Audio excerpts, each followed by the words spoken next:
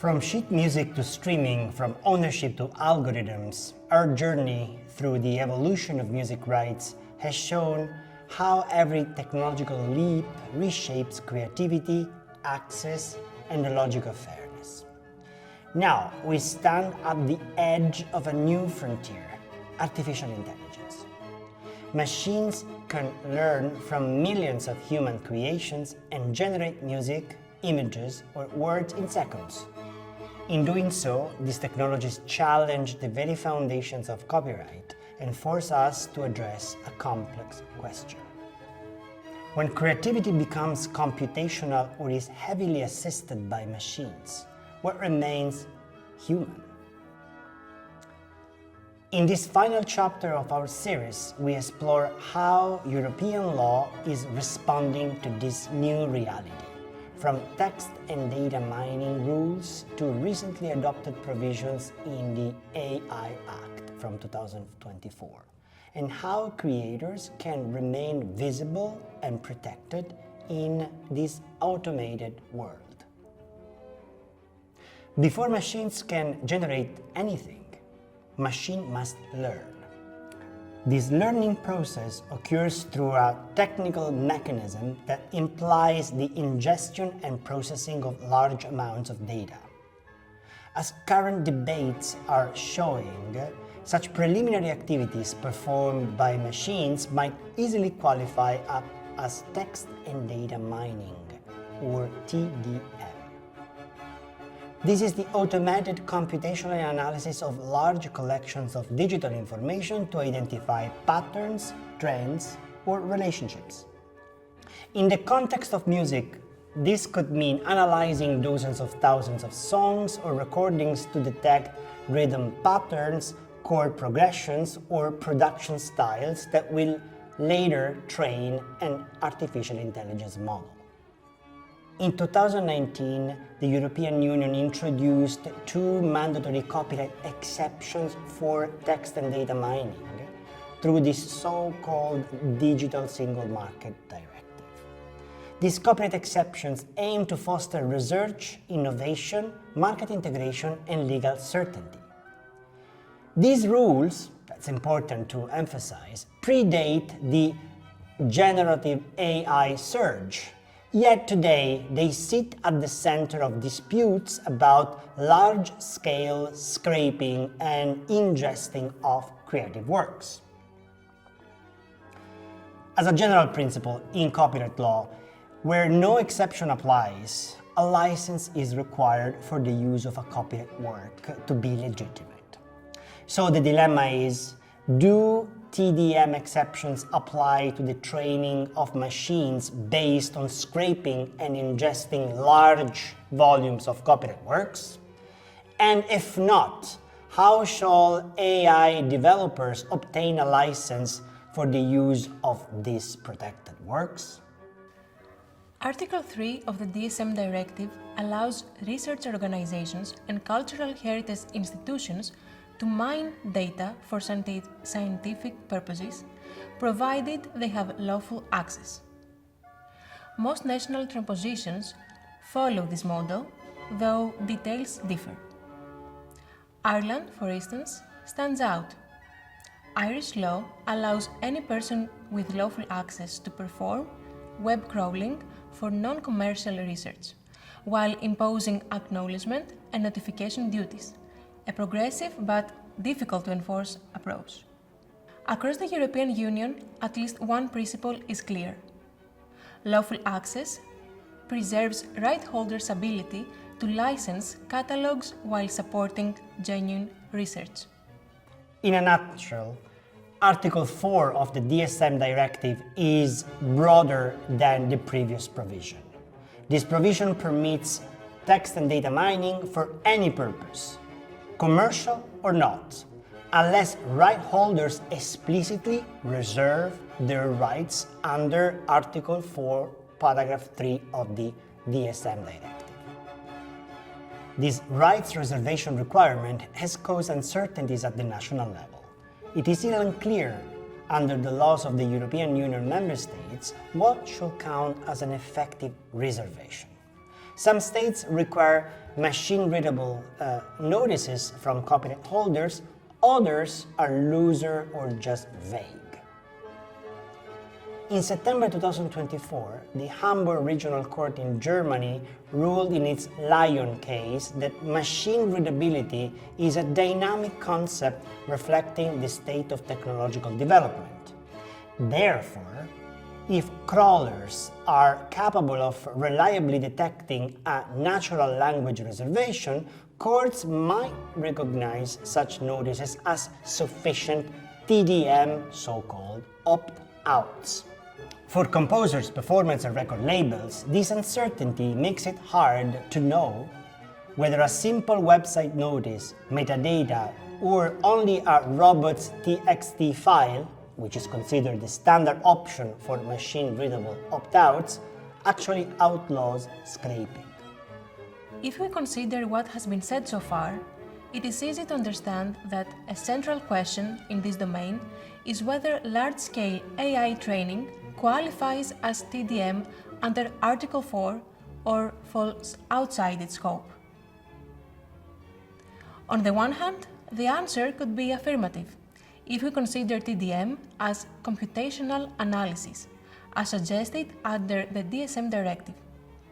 This way, the TDM exception under Article 4 can include model training. On the other hand, the answer could be negative or more difficult to reach if we consider that back in 2019, EU lawmakers did not contemplate AI, and even less so today's general purpose AI model scale and their economic impact. So, to sum up, if training counts as the TDM, then effective opt-outs by copyright holders become the key tool for control. If it doesn't, then AI developers must seek blanket licenses from collective management organizations or owners of large content libraries, with the necessity to develop new systems of remuneration. International European copyright law still rests on the principle that only humans can be considered authors of creative works. A work must be the result of human intellectual creation in order to be protected. Autonomous machine outputs without meaningful human input presently fall outside the protection offered by copyright law. But most generative AI uses are collaborative in nature and entail different layers of authorship, some of which are instigated by users' prompts, selections, and output refinement. Whether this contribution meets the copyright law's originality threshold is unclear and very difficult to assess. For instance, are prompts acts of creative expression or simply functional instructions? Equally relevant and tricky are questions and possible legal disputes that arise over the concept of derivative use. When does an AI-created output infringe rights in pre-existing works? This is the question that is made even more difficult to address from a legal perspective, such as the perspective of the European Union, where the law, unfortunately, has not harmonized, not yet at least, the concept of derivative work. So it's up to national courts to determine what makes a new work substantially similar to or derived from an earlier work. At European level, the Court of Justice of the European Union, in the famous 2019 ruling in the Pelham case, concerning the legitimacy of sampling of a sound recording without the authorization of the record producer, held that such a creative reuse can be free and therefore legitimate, lawful, if the inclusion of the earlier recording into the new one is not recognizable, Otherwise, according to the Court of Justice, sampling requires a license from the original recording's creator, that in this specific case was the German electronic music band Kraftwerk. If applied in the AI domain, this conclusion would raise the question of whether AI's creative outputs are sufficiently distant from and not too similar to, original works that might have been used in the machine training. In music in particular, the distinction can be subjective, especially when AI models imitate rather than copy pre-existing works. Around the world, lawsuits are testing the above-mentioned boundaries. Gemma versus OpenAI in Germany challenges unlicensed training on music recordings and song lyrics. In the US, the Recording Industry Association of America and major labels have filed similar claims against Suno and Udio, seeking statutory damages. Visual artists and media companies, from Getty Images to the New York Times, allege mass scraping of their protected materials. These cases highlight two core issues. Was the training lawful? Were any opt-outs or reservations effective? Their outcomes will shape where and how AI models are trained. If US courts expanded the US doctrine of fair use into this domain, developers might train their machines outside of the EU and deploy them afterwards in Europe. It's worth recalling here that fair use under US law is a flexible legal mechanism adopted, therefore, by US courts, which is non-existent in the EU, and therefore it's not applicable in Europe. The US fair use doctrine allows judges to exempt socially valuable uses of copyright works from copyright scope. One of fair use main requirements is that a given use shouldn't have disruptive or excessively negative impact on the main market for the protected works. A prominent example of the application of this doctrine in the US, which might be followed in the domain of artificial intelligence, was the ruling of the US Court of Appeals for the Second Circuit in New York in the famous Google Books case, involving the Authors Guild based in New York, representing more than 8,000 writers based in the United States. In this case, that was settled in 2015, the Court of Appeal for the Second Circuit in the US concluded that Google's large-scale digitization of copyright books belonging to thousands of members of the Authors Guild, and the creation of a search functionality for these works, together with a display of snippets from these works and books on Google services, was not infringing and therefore fair. So it was fair use. What mattered for the court in this case was that the purpose of copying by Google was highly transformative, and the public display of copyright texts was limited in a way that these excerpts didn't provide a significant market substitute for the protected books. AI Act, adopted by the European Union in 2024, adds a compliance layer for general-purpose artificial intelligence systems, which also includes generative AI.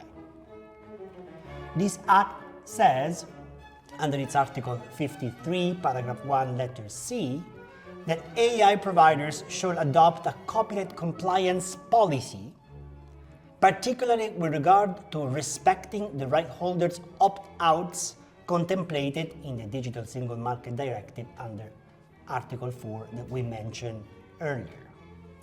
This is an obligation that AI developers should comply with, irrespectively of where the AI training took place, meaning that even US tech companies such as OpenAI must adhere to it when training their AI systems in the United States. The AI Act in Europe also provides under Article 53, paragraph 1, letter D, that AI developers must publish a sufficiently detailed summary of the materials used to train their models. If enforced, these obligations can help right holders verify lawful access to their works and whether the reservations were duly considered, shifting the burden towards transparency. The recently established EU AI Office is given the institutional task to oversee these rules, and the office is also asked institutionally to help stakeholders properly understand the AI Act's legislative requirements and their duties through the published Code of Practice for General Purpose AI. This Code of Practice, interestingly, has already been signed by major AI companies such as OpenAI, Google, and Meta. To conclude, two policy levers are likely to determine whether and how AI and well-established music copyright can coexist. As regards the input phase, rights reservations can signal a copyright holder's offer to license, using metadata or robots.txt to authorize training for a fee, possibly through collective licensing systems. As regards AI-created output, the AI Act's marking obligations for synthetic content can support and facilitate attribution and downstream remuneration when AI-generated works enter the market. However, both purposes require reliable usage data and the auditing of this data. Without interoperable identifiers, verifiable usage logs, and transparent metadata, even the best licensing models would fail. In the domain of recorded music, in particular as we have seen in the previous episode, fairness depends on data interconnections.